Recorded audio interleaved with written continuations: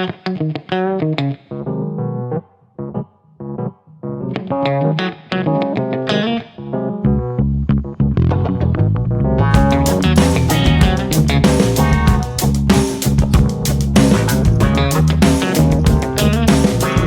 Guys, welcome back to our YouTube channel travel with Khushi. ಇವತ್ತು ನಾವು ಹೋಗ್ತಾ ಇರೋದು ಸಾಗರದಲ್ಲಿರೋ ಮಾರಿಕಾಂಬಾ ಟೆಂಪಲ್ಗೆ.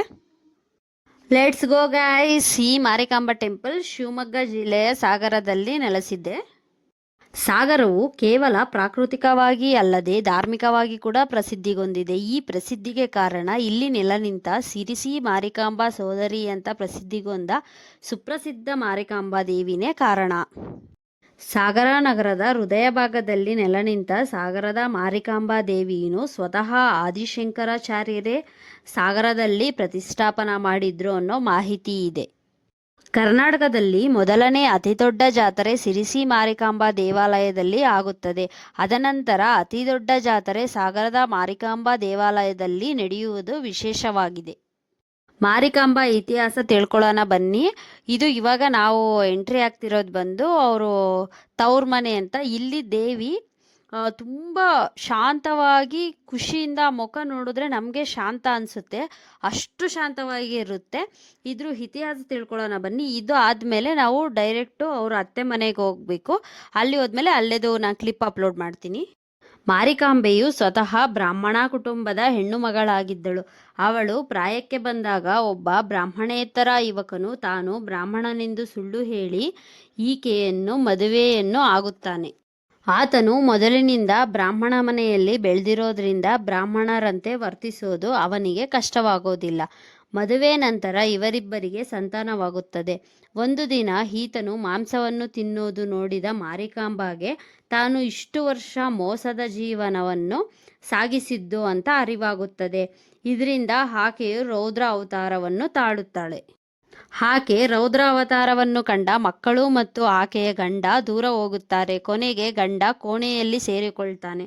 ಒಂದೇ ಏಟಿಗೆ ಕೋಣ ತಲೆಯನ್ನು ಕಡ್ದಂತೆ ಆಕೆ ಗಂಡನ ತಲೆಯನ್ನು ಒಂದೇ ಏಟಿಗೆ ಕಡ್ದು ಹಾಕುತ್ತಾಳೆ. ಇದು ನೋಡಿ, ಇದು ನೀವು ನೋಡ್ತಾ ಇರೋದು ಗಂಡನ ಮನೆ. ಗಂಡನ ಮನೆಯಲ್ಲಿ ದೇವಿ ತುಂಬ ರೌದ್ರ ಅವತಾರದಲ್ಲಿ ಇರ್ತಾಳೆ. ನಿಮಗೆ ಫೇಸ್ ನೋಡಿದ್ರೇ ಗೊತ್ತಾಗುತ್ತೆ ನೋಡಿ, ಜೂಮ್ ಮಾಡ್ತೀನಿ. ನಂತರ ಊರಿನವರೆಲ್ಲ ಸೇರಿ ಪೂಜೆಯನ್ನು ಮಾಡಿ ಶಾಂತಿಯನ್ನು ಮಾಡುತ್ತಾರೆ. ಆ ದಿನದಿಂದ ಮಾರಿಕಾಂಬೆಯು ರೋಗ ರುಜಿನಗಳನ್ನು ಬರದಂತೆ ತಡೆಯುತ್ತಾ ಗ್ರಾಮ ದೇವತೆಯಾಗಿ ಕಾಪಾಡುತ್ತಿದ್ದಾರೆ. ಸಾಗರದ ಮಾರಿಕಾಂಬಾ ಜಾತ್ರೆಯು 3 ವರ್ಷಕ್ಕೆ ಒಂದು ಸಾರಿ 9 ದಿನ ನಡೆಯುತ್ತದೆ. ಈ ಜಾತ್ರೆಯು ಪ್ರತಿ ವರ್ಷ ಮಂಗಳವಾರ ಸ್ಟಾರ್ಟ್ ಆಗಿ ಬುಧವಾರದಂದು ಅದ್ಭುತವಾಗಿ ಪೂರ್ತಿಯಾಗುತ್ತದೆ. ಜಾತ್ರೆಯ ಆರಂಭಕ್ಕೆ 8 ದಿನ ಮೊದಲೇ ಈ ಊರಿಗೆ ಅಂಕೆ ಹಾಕುತ್ತಾರೆ. ಈ ಜಾತ್ರೆಯು ಮುಗಿಯುವವರೆಗೂ ಈ ಊರಿನವರು ಪರ ಊರಿಗೆ ಹೋಗಬಾರದು ಅನ್ನೋ ಪ್ರತೀತಿ ಇದೆ.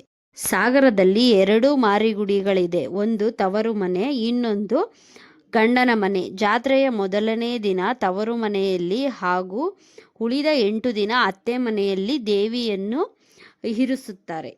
ತವರು ಮನೆಯಲ್ಲಿ ಇರುವಾಗ ದೇವಿ ಬ್ರಾಹ್ಮಣಲಾಗೇ ಇರುತ್ತಾಳೆ. ಬೆಳಿಗ್ಗೆಯಿಂದ ರಾತ್ರಿ 9 ಗಂಟೆವರೆಗೂ ಪೂಜೆ ನಡೆಸಿ ಆ ನಂತರ ಗಂಡನ ಮನೆಗೆ ಕಳಿಸ್ಕೊಡೋ ಕಾರ್ಯಕ್ರಮ ಶುರುವಾಗುತ್ತದೆ. ಆ ನಂತರ 8 ದಿನ ಅತ್ತೆ ಮನೆಯಲ್ಲೇ ದೇವಿಯನ್ನು ಪ್ರತಿಷ್ಠಾಪನೆ ಮಾಡಿ ಜಾತ್ರೆಯ ಕೊನೆಯ ದಿನ ದೇವಿಯ ಮೂರ್ತಿಯನ್ನು ಮೆರವಣಿಗೆ ಮೂಲಕ ಕಾಡಿಗೆ ಕರ್ಕೊಂಡು ಹೋಗುತ್ತಾರೆ.